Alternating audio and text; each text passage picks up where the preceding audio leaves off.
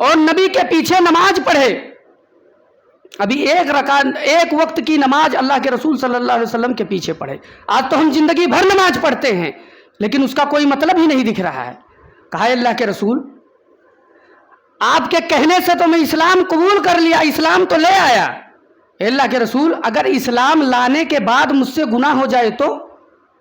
اللہ کے رسول صلی اللہ علیہ وسلم کہتے ہیں مرثد کیا کہہ رہے ہو, اسلام لانے کے بعد گناہ ہو جائے؟ کہا اس کے مطلب تم نے سچے دل سے اسلام قبول نہیں کیا ہے؟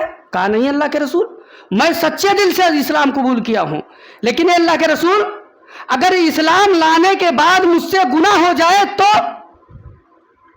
اللہ کے رسول نے کہا کہ اے مرثد کیا تو نے خالص دل سے اسلام قبول کیا ہے؟ کہا اللہ کے رسول. کہا کیا تو نے خالص دل سے وضو کیا ہے؟ کہا ہاں اللہ کے رسول. کہا اے مرثد کیا خالص دل سے تو میرے پیچھے نماز پڑھا ہے؟ کہا ہاں اللہ کے رسول.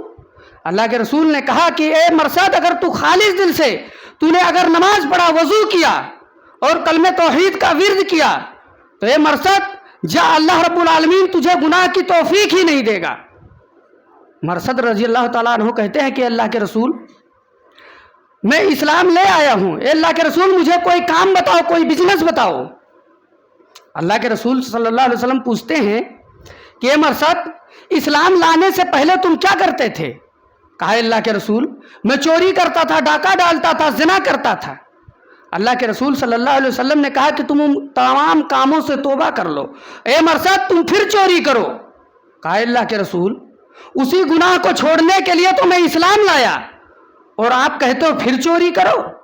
اللہ کے رسول صلی اللہ علیہ وسلم کی آنکھوں میں آنسو آ گئے. کہتے ہیں میرے بھائی میں وہ چوری نہیں کہہ رہا ہوں جو تو سمجھ رہا ہے.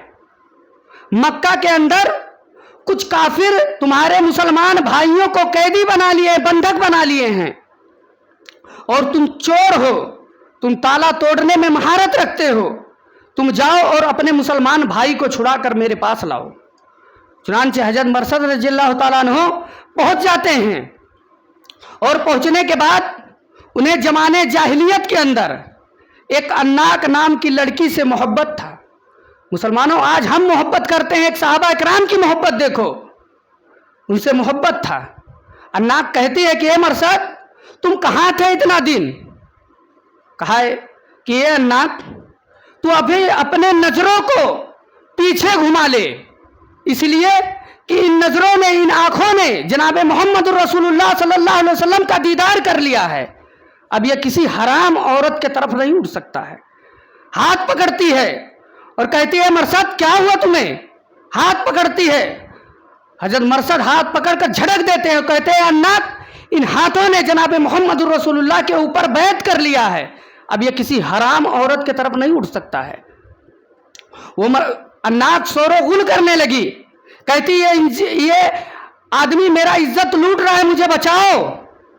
چنانچہ حضرت مرثد رضی اللہ تعالیٰ عنہ ایک جھاڑی میں چھپ جاتے ہیں اور کافر آئے, انہیں تلاش کیے, ڈھونڈے نہیں پائے, یہاں تک کہ جب پیشاب کرنے لگے کافر تو حضرت مرثد رضی اللہ تعالیٰ عنہ کے اوپر ہی پیشاب کیے, لیکن اللہ رب العالمین نے ان کافروں کے نظروں کے اوپر پردے ڈال دیا تھا.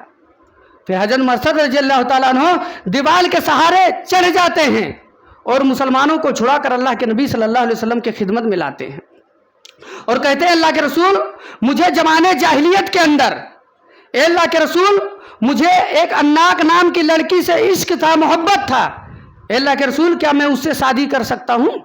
اللہ کے رسول نے کہا کہ تم کسی زانیہ بدچلن مشرکہ عورت سے تم نکاح نہیں کر سکتے ہو. اے مرثد ابھی تم مومن ہو چکے ہو, تم مومنہ عورت سے شادی کرو. اور حضرت زیاد سکن رضی اللہ تعالیٰ عنہ